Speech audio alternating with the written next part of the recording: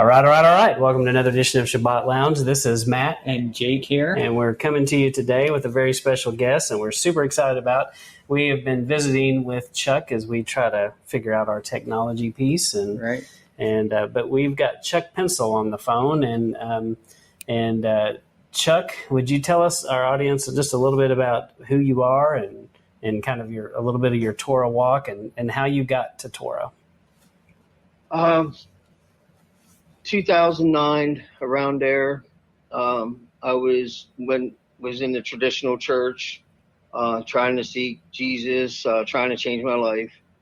And about 2011, I could see things were wrong with the church. I couldn't really figure out what was wrong or what was missing. And I was reading stuff in the Bible that nobody was really doing that was in the church, and I couldn't put everything together. And I seen a video about the feast and how they're an image of the Messiah and how he fulfilled Passover through Shavuot. And that started pretty much my walk, and just been in the Torah ever since then, like late 2011. All right, that's awesome. So, we came across something you had done, and so would you tell us a little bit about the reason why we've decided to talk to you today, and tell us a little bit of the story that has led us to this moment? It was actually unplanned. I was in Florida helping a friend, and she was taking me back to Pennsylvania, and we were stopping at a friend's house in Tennessee to have dinner. And on the way to her house, she's been to the Georgia Guidestones before. One of my other friends calls them the Georgia Guidestones now. Kind of like that better. But she said, asked me if I wanted to go see the Georgia Guidestones. And she's a Torah keeper also. And I said, yeah, let's go blow the shofars there. And this was May 28th. We got there, we blew the shofars, prayed. Well, we prayed first, then blew the shofars. And we read Isaiah 27, 1 through 9, right where the stone was that got hit, actually. And that was on May 28th. And we actually have it documented on Facebook when we was there, have pictures of blowing the shofars and praying and everything there. But it was something we really wasn't expecting, like we knew they was going to come down from the prophecy. And the day it happened, didn't even realize it was 40 days later. The day it happened, it took a friend calling and saying, yeah, that was like 5 weeks ago. So we started looking up and counting the days, and it ended up being 40 days. And I seen something else beautiful come out of this in the Torah community. I've had all kinds of people reach out and send pictures of their daughters and their children, and people, there was one group of people, 7 of them went and surrounded it and blew the shofar. One lady went like a week before. There was one lady that has a testimony of praying for 4 days, and on the 4th day, the day they got hit, she was praying against them. But I found it interesting in that town there. I can't remember the name of the town they're in. It's not really a town. It was just a field. The town was kind of away from it. We stopped at a gas station, and how all the people at the gas station that was there that day they didn't really like him at all being there. Like nobody had anything good to say about him. So it was kind of interesting, like the spiritual presence there, like with the people, was against the spiritual presence of them being there. I found that interesting too. Yeah, that is interesting. So you're saying the locals there, they weren't fond of it either. The ones we encountered anyways. And I would like to say, a very special thanks to Nicole, the lady that took me there, I mean, we wouldn't even went there if it wouldn't have been for her thinking about it, or y'all putting it on her heart. Hey, that's amazing how those small connections can lead to something that you see he had planned all it's beautiful. along. Yeah, that's really incredible. And we appreciate that you were willing to be obedient and willing to go out and do something. Was there anyone else there? Like, were there visitors? No, when we was there, we was the only ones there. There was something I found interesting about it. Like, we read in the scriptures about the high places over and over. In that area, it was built, it was like set on the highest hill. almost, I mean, on the highest place of that hill in the area. So like it was up higher than everything else, like the field it was in and the area you look across to, you've seen out to where the mountains are and stuff. But in that little area there, it was the high place. Did you feel like at the moment that something like what we saw later with the Guidestones, that was the purpose of what you were doing, or did you even know what the purpose was? We was just confronting the spiritual presence there. Soon as I seen him, the verse Isaiah 27:9 popped into my mind. I think Jake was looking that up. Do you want him to read that? Yeah, if he's got it handy. Yeah. By this therefore shall the iniquity of Jacob be purged, and this is all the fruit to take away his sin, when he makes all the stones of the altar as chalk stones that are beaten in sunder, the groves and images shall not stand up. Yeah, that's a perfect verse to kind of describe what happened there. Yeah, and it was so beautiful the day he done it. The morning it happened, I had a couple friends that knew I was there. They was all sending messages saying that they got hit or they blew up or someone blew them up. So what they were saying at the time. So I thought somebody did it.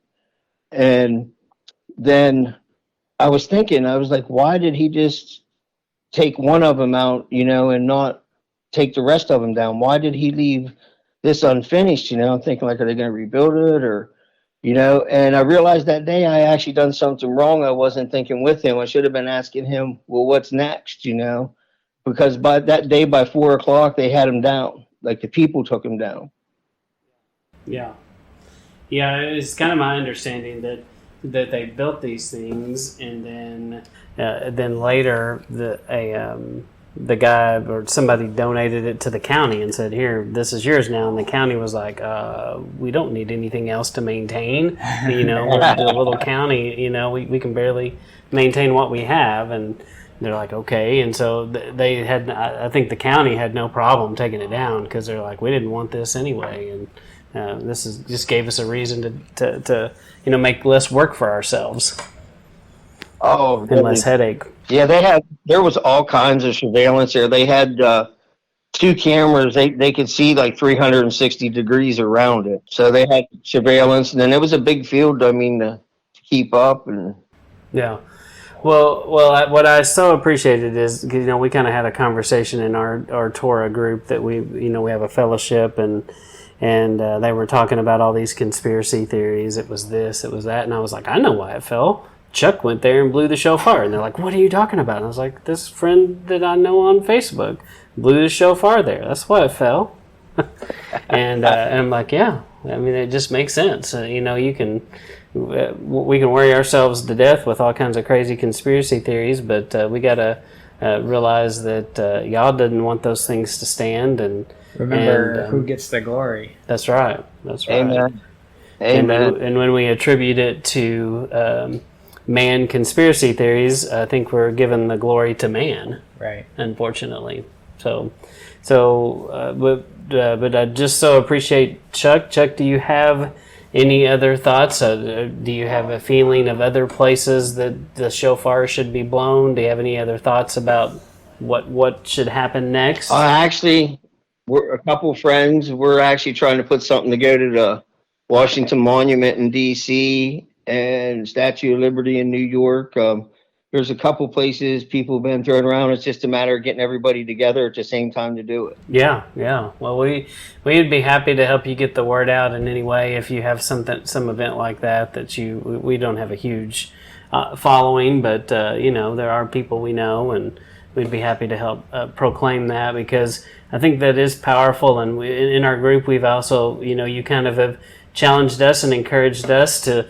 And I think everyone listening to this should be, maybe there's some things in your city, in your town, in your state that's close by. Maybe you don't have to drive cross country. Of course, if you can do that and you want to, by all means. But there may be some things in your local community that you need to consider blowing the shofar over, and definitely pray about it.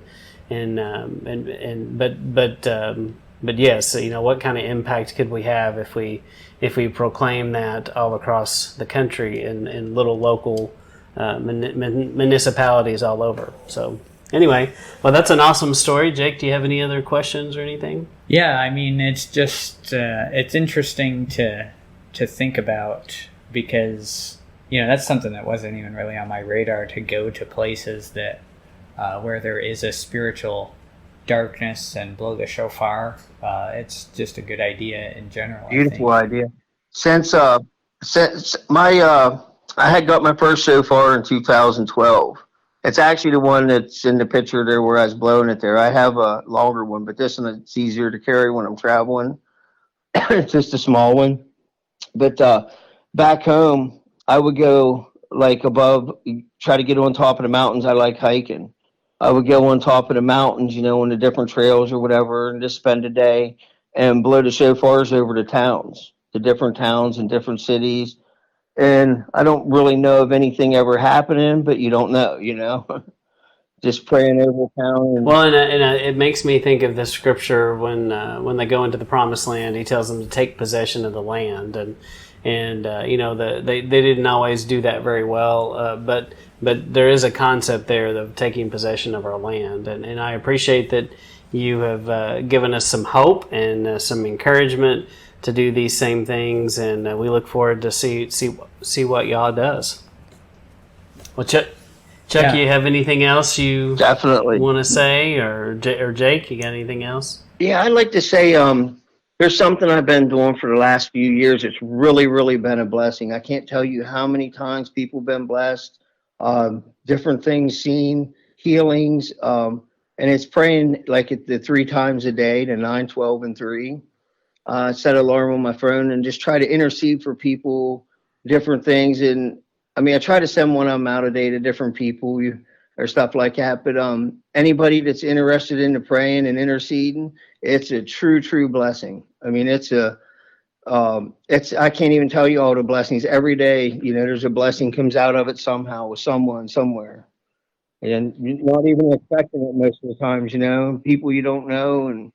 But that's been a blessing also. I mean, the power of prayer is something I think we greatly underestimate these days. Oh, yeah, that's for sure. We have some people in our group that do that as well, and they set an alarm on their phone, and it's a powerful reminder, and they say the same thing. So that's a great testimony, a great thing you're doing. So it's all Him. Without Him, we're nothing. We serve. He is the King of Glory. And Chuck, the other thing that we say a lot in our group that's always amazing is when we gather on Shabbat, we acknowledge that all around the world, like this week, most of us are going to be doing Phineas, and all around the world, people are reading that same exact scripture, having the same conversations, the same questions, and the same the same aha moments, and the things where people are like, I don't remember seeing that. Amen. I've never seen that before, and in discussion, and it's a beautiful thing, and we are honored to know that you're one of the ones out there with the rest of us that when we're gathering on Shabbat that. We're in like mind, and that's very encouraging to find other people. And we're in Texas. I don't know that we said that. So, but anyway, just know you've got people in Texas doing the same kind of thing. Yep, and then it's just nice because that's the unity that it talks about, and the body growing as one.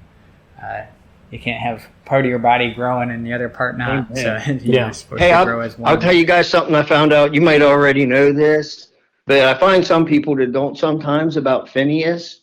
In the Torah portion this week, if you go to Judges 20:28, Phineas was still the high priest at the time, Phineas the son of Aaron.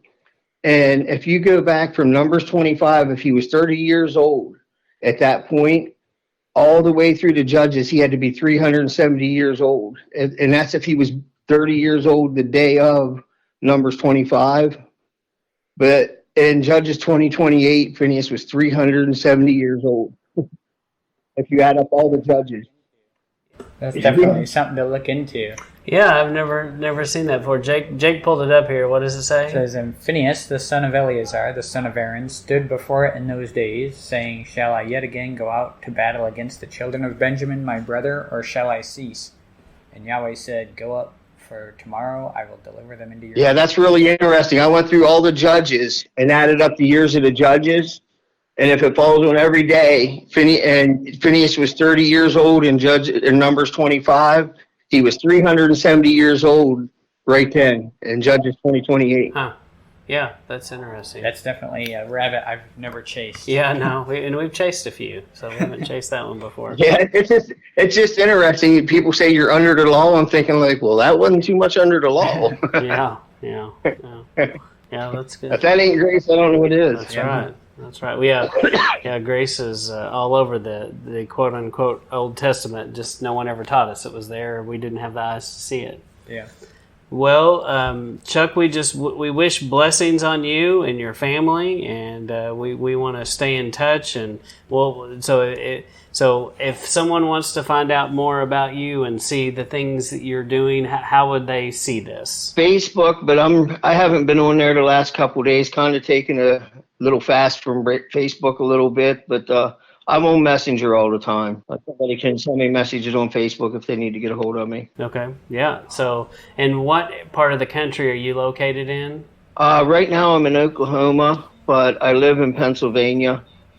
Okay, Pennsylvania's home base. So if you're listening to this and you're close in those areas and you have an idea of a place that you should blow the shofar, Chuck can be happy to you could message him and he'd be happy to tell you what he did or anything, or and I'm sure he'd be happy to encourage you in any way. So that's about all I have. We just kind of wanted to hear your story and hear how that happened and hear how Yah was working in your life, and just wanted to encourage you to keep doing what you're doing, and we look forward to seeing what happens in the future. Yeah, and we appreciate you being able to take time out and talk with us. Yeah, thanks for your flexibility as we work through technology, and we've finally got all that figured out. And Thank you guys. Thank you guys for what you're doing. Yeah, we appreciate your time, and we look forward to seeing what happens. And that's all we have. And so we're going to sign off here, but we'll talk to Chuck for just a second. So Chuck, stay on the line, but we'll go ahead and sign out of Sabbath Lounge. This is Matt and Jake signing out.